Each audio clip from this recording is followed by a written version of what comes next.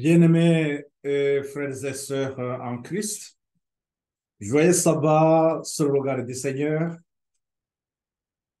C'est avec grande joie de nous retrouver et je reviens compléter l'étude que nous avons mis en suspens. Nous nous sommes arrêtés sur un point qui concernait donc la Odyssée, les remèdes que la Odyssée devrait prendre. Et donc, la situation de la Odyssée, et comme nous l'avons vu, elle nous a interpellé pas mal de gens, et ce qui fait que nous avons des groupes aujourd'hui qui se réclament sortir donc de cette tiédeur. Et nous nous sommes posé la question, parce que le remède que Dieu a accordé à l'Odyssée, c'est le conseil d'éternel fidèle que nous avons dans l'Apocalypse 3 au verset 18. Donc, nous avons ce remède que Dieu adresse à l'Odyssée. Nous nous sommes posé la question, est-ce que ce remède a été accepté? Et comme il y a une confusion qui se manifeste aujourd'hui, alors que nous tendons vers la fin des temps, et nous sommes interpellés à revoir vraiment la situation et comment l'apôtre Paul, dans le deuxième épître plutôt aux Corinthiens, le deuxième épître aux Corinthiens, au chapitre 13 au verset 5, il est question de s'examiner. Nous devons nous aussi nous examiner, voir si réellement nous sommes dans la vérité et si nous suivons la lumière qui éclaire le chemin que nous devons suivre. Avant de continuer sur cette série d'études, je vous avais promis que nous allons voir cette problématique, cette question de confusion. Et nous savons très bien que aussi l'histoire se répète. Ce qui s'est passé dans notre histoire et va nous aider aussi à comprendre ce qui se passe aujourd'hui. C'est pour cela que, comme nous sommes en train d'évoluer sur les lignes de réforme, nous allons tirer les leçons de la ligne de réforme du 16e siècle, donc les protestants du 16e siècle.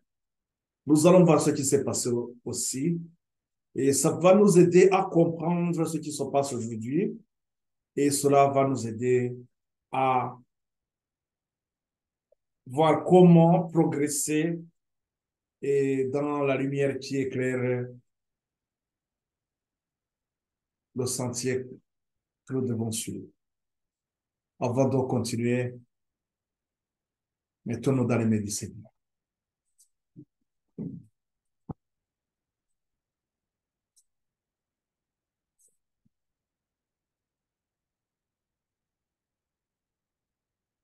Béni soit ton nom, Père éternel. Nous voici encore une fois, Seigneur, devant ta sainte face. Nous voulons te dire merci, Seigneur, de tout ce que tu pourvois pour notre bien-être. Mais tout d'abord, Seigneur, nous nous remettons dans tes mains. Veillez, purifiez notre cœur. Nous allons, Seigneur, nous instruire à travers ta parole. Tu nous as rassemblés, tu nous appelles, tu nous invites. Merci, Seigneur, de nous unir dans la même foi. Merci de nourrir chacun selon ses besoins. Merci Seigneur de nous accompagner et que ta parole seule fortifie tes enfants.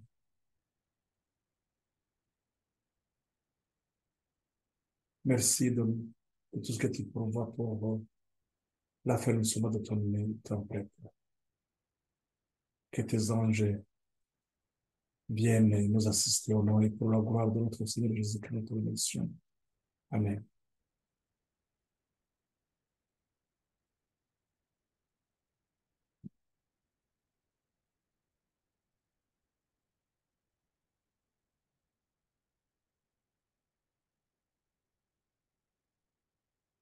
Je reviens donc sur ce sujet qui devrait être notre préoccupation de tous les jours. Moindre erreur, nous allons rater la rencontre que Dieu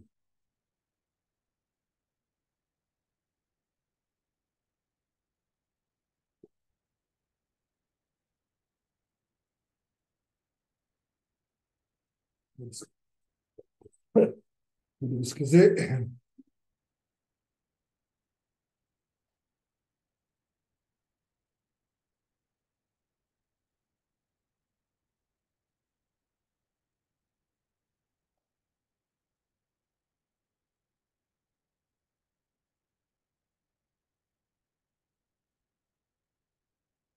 Voilà donc, et donc moindre erreur, nous allons rater la rencontre que notre Seigneur nous prépare. Et rappelons-nous les paroles que nous avons dans Amos 4:12. Préparons-nous à rencontrer notre Seigneur.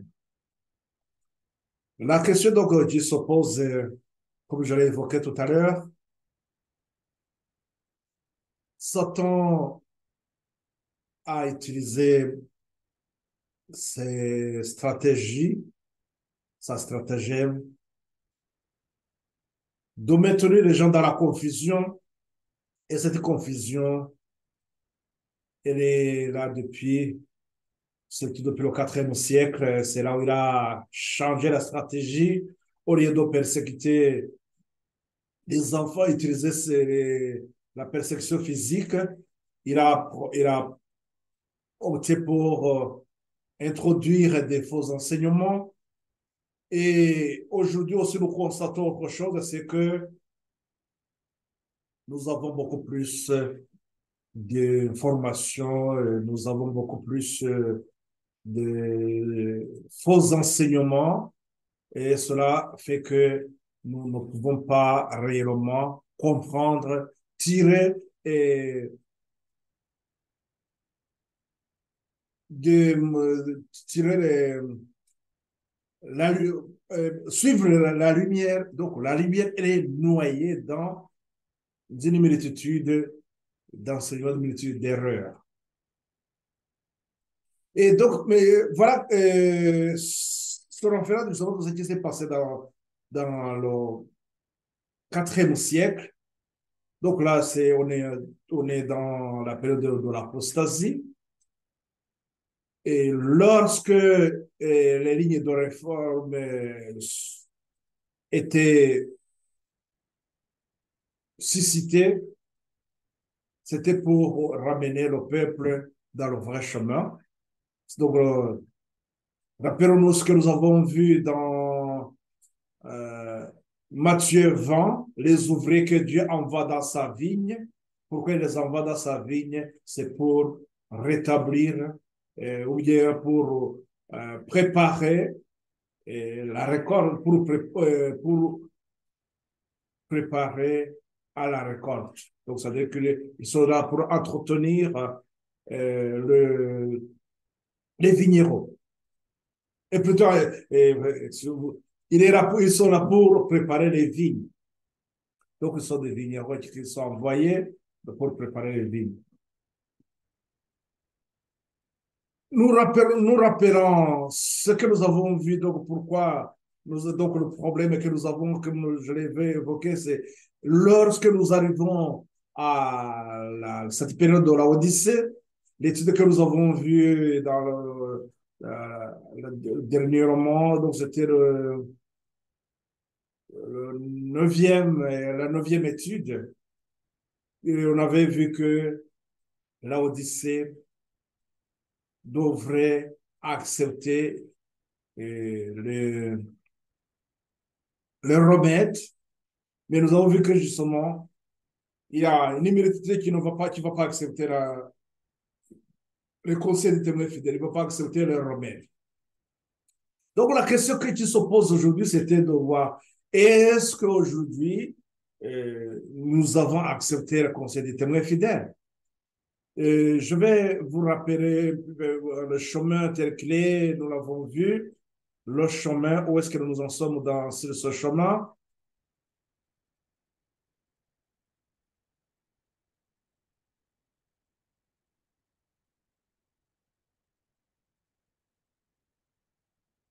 Donc le chemin tel que nous l'avons vu,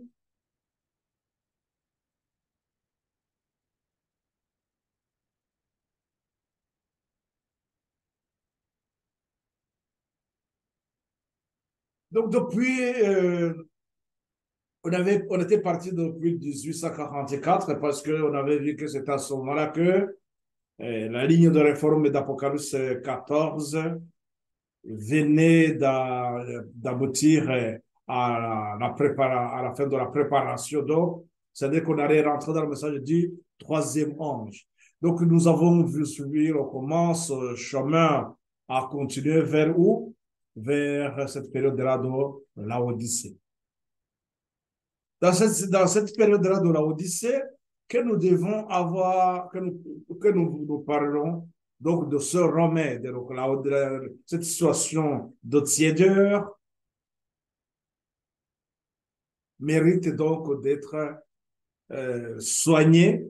C'est pour ça que l'Apocalypse 3, 18, c'est ces conseils que Dieu a adressé à son peuple pour que ceux qui vont accepter donc, ce conseil, nous l'avons vu, ils vont annoncer le message avec force et dans la vérité.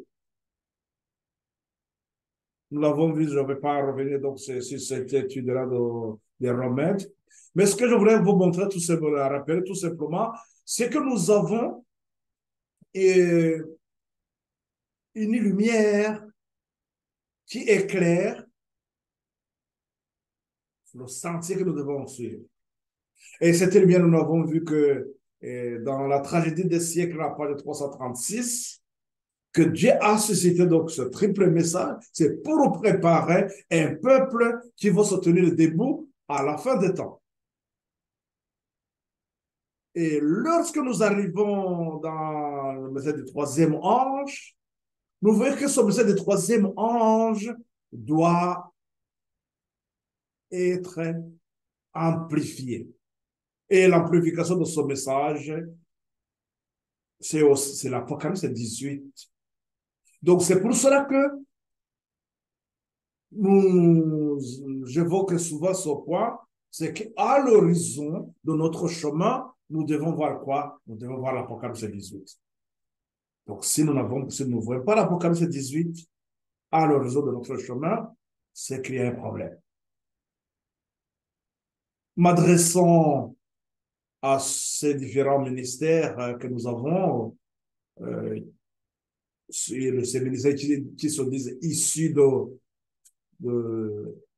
l'Odyssée, donc ils se disent avoir accepté le conseil des témoins fidèles,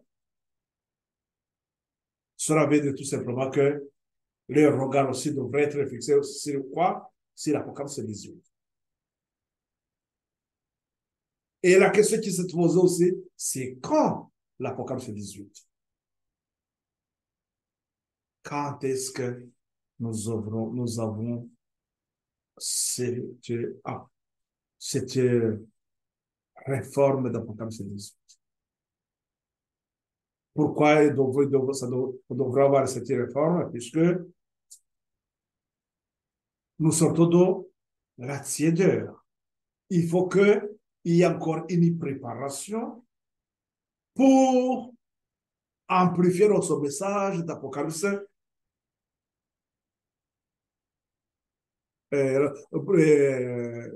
d'Apocalypse 14, le message du troisième ange.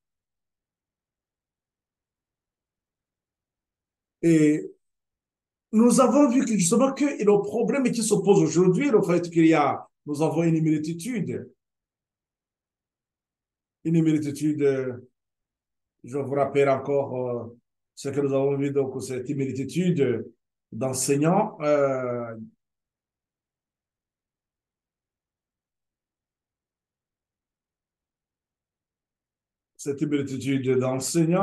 comme nous l'avons vu.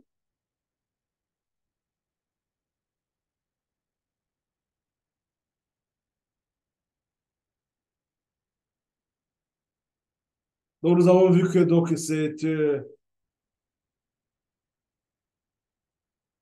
situation de l'Odyssée, nous avons les différents groupes, divers groupes qui se disent adventistes. Mais la question donc que nous avons, c'est comment nous allons gérer ça. Qu'est-ce qui se passe? C'est là où je vous disais que nous allons nous appuyer sur l'histoire et voir ce qui s'est passé dans le 16e siècle avec la Ligue de réforme des protestants, la réforme des protestants, la réforme du 16e siècle, ce qui s'est passé. Nous verrons que le même problème qui se pose aujourd'hui et nous devons comprendre amplement qu'il y a un souci et c'est lorsque nous sommes conscients de cette situation que nous pouvons aussi nous pouvons nous examiner réellement, voir qu'est-ce qui se passe. Là, dans le 16e siècle, donc c'était les ouvriers de la 6e heure. Donc, je vous ramène dans Matthieu 20, là où nous avons vu les ouvriers que Dieu envoie dans sa vie. Dans le 16e, donc, les ouvriers de la 6e heure, ils suivent les ouvriers de la 3e heure. Nous avons vu que les ouvriers de la 3e heure, ce sont les disciples. Et que pendant que les disciples étaient là, il ne pouvait pas y avoir des mensonges. Donc, ils étaient là, ils défendaient la vérité. Donc, il ne pouvait pas, les mensonges ne pouvaient pas rentrer. L'apôtre Paul nous disait, dans l'évoque dans Galates. Donc, il pouvait pas, il n'y a aucun mensonge ne pouvait entrer à ce moment, à les répondre. Donc, ce n'est que dans le 4e siècle que les mensonges sont rentrés. Nous allons voir ça tout à l'heure. Et ces erreurs, ces faux enseignements qui obscurcissaient la vérité, il faudrait que les ouvriers de la 6e heure interviennent pour rétablir la vérité. Et ces ouvriers de la 6e heure, nous allons voir ça tout à l'heure, c'est eux qui ont allumé la ligne de réforme d'Apocalypse 14. C'est la ligne de l'Apocalypse 14, le message, là où nous avons le message de 3 anges, ce message de 3 anges qui mène vers le message du 3e ange, et ce message du 3e ange qui sera amplifié par l'Apocalypse 18. Et ces ouvriers de la sixième heure, donc qui allume. C'est la ligne de réforme d'Apocalypse 14. Cette ligne de réforme, les ouvriers dans cette ligne de réforme d'Apocalypse 14, ce sont ceux-là qui constituent les ouvriers de la 9e heure.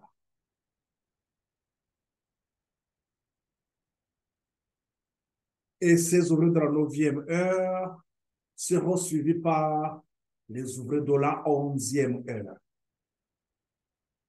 Et dans le message des trois anges, à l'horizon, qu'est-ce que nous voyons? Dans le message du troisième monde qui doit être amplifié par l'Apocalypse 18, ou bien la ligne de réforme d'Apocalypse 18. Cette ligne de l'Apocalypse 18 vient terminer l'heure. Donc, c'est en rapport avec aussi les ouvriers de la 11e heure. Chers frères et sœurs, j'aimerais bien que ce point soit clair pour tout le monde. C'est parce que c'est là où la confusion règne. La mauvaise application d'Apocalypse 18 fait que certains vont donner des explications et à ceux-là qui les écoutent,